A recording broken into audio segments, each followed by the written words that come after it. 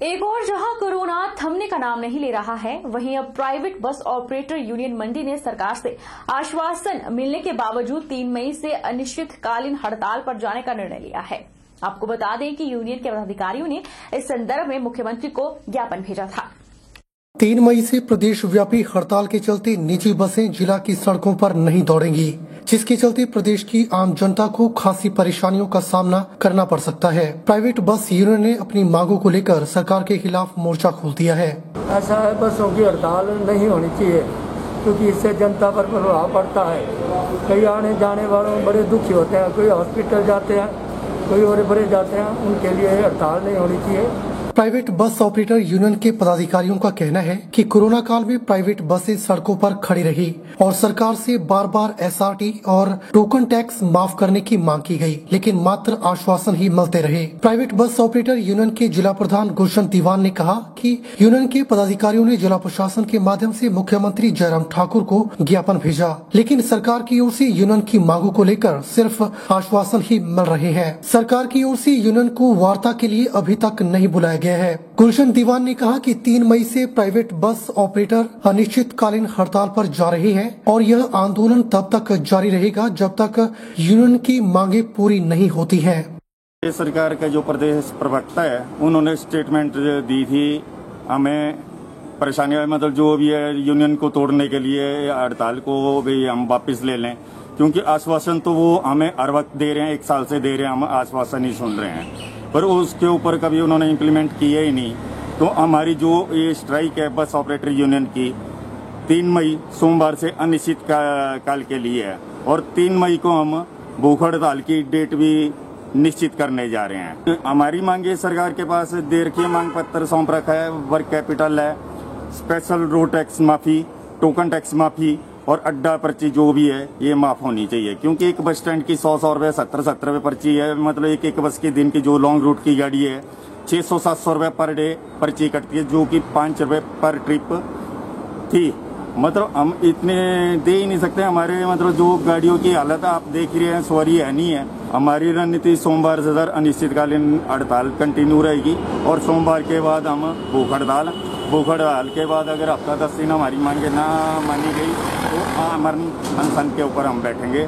वहीं मंडी शहर की ऑटो रिक्शा यूनियन ने भी 3 मई को अपनी मांगों को लेकर सुबह 6 बजे से लेकर शाम 6 बजे तक ऑटो रिक्शा न चलाने का निर्णय लिया है। हमारी 3 तारीख को हमारा 3 मई से हड़ताल रखी है। हमने अपनी डिमांडें रखी है। इसमें राइड विद राइड जो ई टैक्सी चली है, इसके विरोध में हमने 1 दिन की हड़ताल रखी है। जो है जो ई टैक्सी चली है वो काउंटर कैरेज पे चली है, उसका जो है स्टेज कैरेज पे चल रही है। जो काउंटर कैरेज है इनका परमिट जो है वो वो स्टेज कैरेज पे चल रही है। तो इससे जो है हमारे 400 ऑटो है, इससे सारा हमारा जो है इसके प्रभावित हुआ है। इंश्योरेंस बड़ी है, उसके सरकार बहुत बड़ी है, इसको कटाए। और दूसरा हमारा पासिंग फीस होती है जो आरटीओ ऑफिस में कटाई जाती है, वो आईआरटीसी में नहीं चलती, वो भी मान्य, आईआरटीसी में भी मान्य हो। इंदौरा विधायक रीता धीमान के सार्थक प्रयासों से मड क्षेत्र में ठाकुर द्वारा मिलवा मार्ग पर शाहनहर उपमंडल कार्यालय ठाकुर द्वारा के बिल्कुल सामने बंद पड़ी राइस मिल वाली जगह में भारतीय खाद्य निगम की ओर से मंडी खोल दी गई है और गेहूं की खरीद का कार्य भी शुरू कर दिया गया है। मड क्षेत्र के लोगों की पिछले 20 सालों से गेहूं खरीद केंद्र खोलने की मांग पूरी हो गई है, जिसके लिए किसानों ने विधायक रीता धीमान का आभार प्रकट किया है। मड क्षेत्र के लोगों के सैकड़ों किसानों को हजारों टन गेहूं के फसल की बिक्री के लिए पंजाब में जाना पड़ता था, जिससे लोगों को कई तरह की परेशानियों का सामना करना पड़ता था। लेकिन विधायक के प्रयासों से मड क्षेत्र में गेहूं खरीद केंद्र खुलवाकर अपने क्षेत्र के किसानों को राहत दी है। किसानों ने विधायक से अपील की है कि धान कटाई का सीजन शुरू होने से लगभग 10 दिन पहले ही ठाकुर द्वारा में इसी जगह एससीआई की मंडी स्थापित होनी चाहिए, ताकि समय रहते किसानों को अपनी धान की फसल बेचने के लिए पंजाब में न जाना पड़े।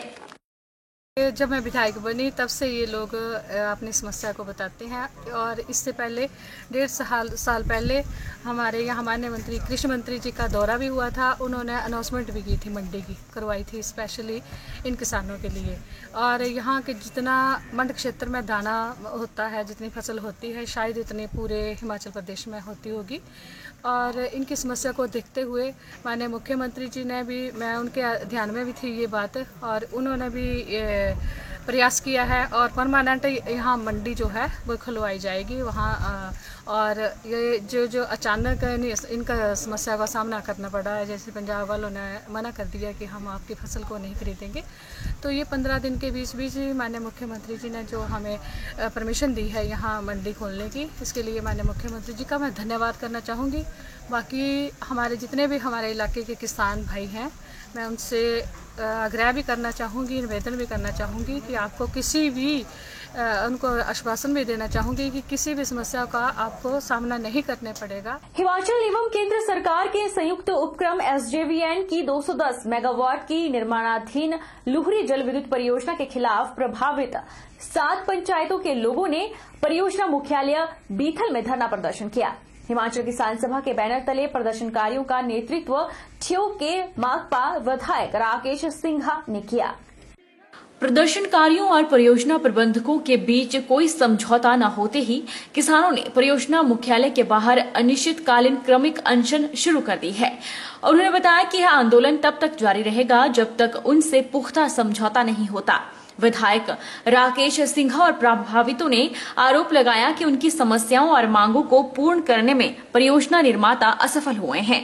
परियोजना निर्माता किसानों से छल कपट कर भूमि हथियाने का प्रयास किया जा रहा है। परियोजना प्रभावित क्षेत्र के लोगों को न तो परियोजना में नौकरी दी जा रही है और न ही फसलों की नुकसानी का मुआवजा। भूमि अधिग्रहण मामला भी उलझा दिया है। परियोजना निर्माता लोगों को वाजिब मुआवजा और लाभ पहुंचाने की बजाय आपस में छल कपट से लोगों को बांटने का काम कर रहे हैं। जो भूमि का अधिग्रहण होना चाहिए था, भूमि का अधिग्रहण ना कर लीज पर भूमि लेकर उस भूमि को बर्बाद कर ये वापस करना चाहती है, ये अनुमति नहीं मिल सकती। रोजगार के नाम पर कुछ मिला नहीं है। पटेल कंपनी आई है, आगे ठेकेदारों को दे दिया है और जो अफेक्टेड पंचायत जो होनी चाहिए थी उनको शामिल तक नहीं किया गया। जो बिल्कुल अभी जो फूल लगा है, बादाम में लगा है, सेब में लगा है, जो काम चल रहा है उसने सारे फूल को बर्बाद करके छोड़ दिया है। हम व्यापक मंच का गठन करना चाहते हैं। फिलहाल किसान सभा के लोगों ने मुझे मंत्रित किया है। तो जो ये लुरी प्रोजेक्ट बन रहा है, इससे 7 पंचायतें प्रभावित होगी, जिसमें 2 पंचायतें हमारे जिला कुल्लू की भी है। तो जो SJVN है ये लोगों को ठगने का काम कर रहा है। जो भूमि अधिग्रहण होना था वो भी नहीं हो रहा है और नौजवानों को रोजगार मिलना था वो भी नहीं मिल रहा है। और जो इनका व्यवहार है जब लोग इनके कार्यालय में आते हैं वो अच्छा नहीं है लोगों से। मेरी जमीन जो है नीचे पड़ाई में लग रही है, 5 बीघा जमीन है।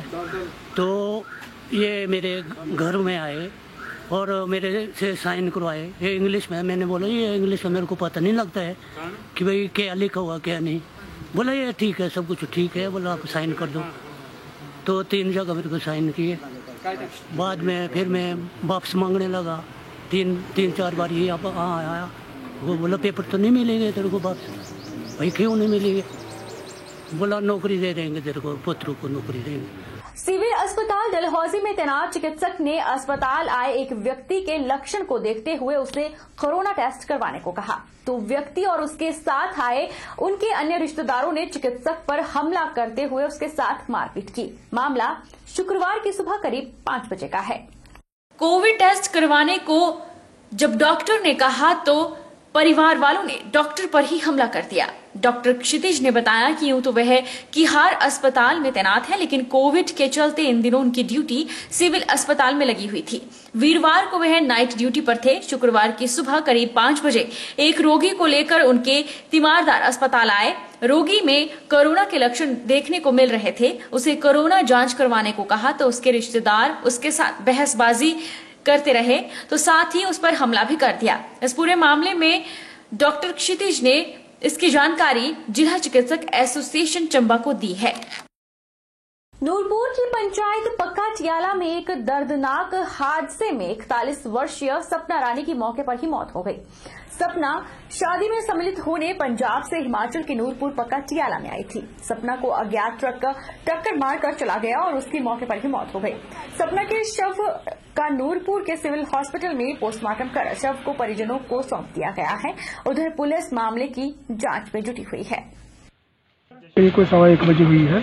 ये NH 154 पे जो सपना रानी है वो अपने भतीजे की शादी में शरीक होने के लिए आई थी।